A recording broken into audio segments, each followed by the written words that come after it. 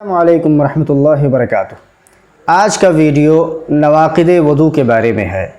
یعنی کون سی وہ چیزیں ہیں جن سے انسان کا وضو ٹوٹ جاتا ہے۔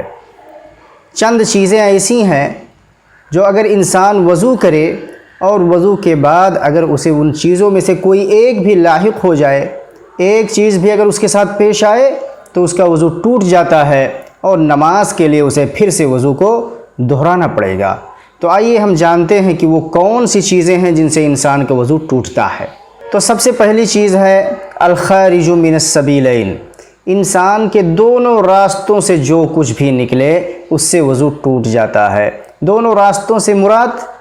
لیٹرین اور پیشاب کا راستہ، چاہے وہ پیشاب ہو یا منی ہو یا مزی ہو یا ریح ہو یا کسی بھی قسم کا پانی ہو، کچھ بھی ہو، جو کچھ بھی انسان کے دونوں راستوں سے لیٹرین اور پیشاب کے راستے سے اگر نکلتا ہے تو اس سے انسان کا وضو ٹوٹ جاتا ہے اور نماز پڑھنے کے لیے اسے اپنا وضو دہرانا پڑے گا۔ دوسری چیز ہے نیند، اگر انسان وضو کرے اس کے بعد سو جائے تو اس کا وضو ٹوٹ جاتا ہے، چاہے وہ لیٹ کر سوئے یا بیٹھ کر سوئے۔ اگر اس کی نیند گہری ہے، گہری نیند میں سو گیا جس سے اسے کچھ محسوس ہی نہیں ہوتا ہے کہ اس کے جسم کے ساتھ کیا ہو رہا ہے، تو ایسی صورت میں اس کا وضو ٹوٹ جائے گا۔ لیکن اگر نیند ہلکی ہے، گہری نہیں ہے، تو چاہے وہ لیٹ کر سوئے یا بیٹھ کر سوئے اس سے وضو پر کوئی فرق نہیں پڑتا ہے، وضو نہیں ٹوٹے گا۔ تیسری چیز ہے زوال العقل، یعنی انسان کا عقل ختم ہو جائے، اسے سمجھ بوجھ نہ رہے،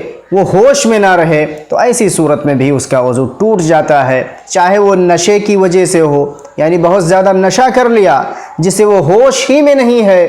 کہ وہ کیا کر رہا ہے، کہاں سویا ہوا ہے، کہاں پڑا ہے، کیا بول رہا ہے، یعنی اس کی عقل صحیح نہیں ہے، عقل ختم ہو گئی، تو ایسی صورت میں اس کا وضو ٹوٹ جاتا ہے۔ یا پاگل پن کی وجہ سے انسان کا دماغ خراب ہو جائے، اس کا دماغ ٹھیک سے کام کرنا بند کر دے، تو ایسی صورت میں بھی اس کا وضو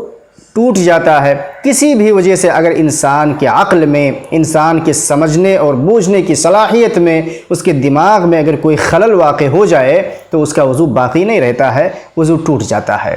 چوتھی چیز، اونٹ کا گوشت کھانے سے وضو ٹوٹ جاتا ہے۔ اگر کوئی شخص باوضو ہو اور اونٹ کا گوشت کھا لے تو نماز کے لیے اسے اپنا وضو دہرانا پڑے گا، اس کا وضو ٹوٹ جاتا ہے۔ ایک اور چیز ہے جس کا ذکر اس موضوع میں کیا جاتا ہے کہ وہ بھی وضو کو توڑنے والی چیز ہے، یعنی شرمگاہ کو اپنے ہاتھوں سے بغیر حائل کے، بغیر کپڑے کے، اپنے ہاتھوں کے باطنی حصے سے چھونا، ہاتھ لگانا، اس سے بھی وضو ٹوٹتا ہے یا نہیں ٹوٹتا ہے، یہ مختلف فیہ مسئلہ ہے۔ انشاءاللہ اس کا ذکر، اس کی پوری وضاحت، راجح مسئلہ کیا ہے، کیا شرمگاہ چھونے سے وضو ٹوٹتا ہے یا نہیں ٹوٹتا ہے، اس کا ذکر انشاءاللہ اگلی ویڈیو میں کیا جائے گا۔ ویڈیو پسند آنے کی صورت میں اپنے دوستوں کو بھی شیئر کیجیے اور لائک کیجیے، اور چینل پر نئے ہیں تو سبسکرائب کر کے جائیں۔ والسلام علیکم ورحمۃ اللہ وبرکاتہ۔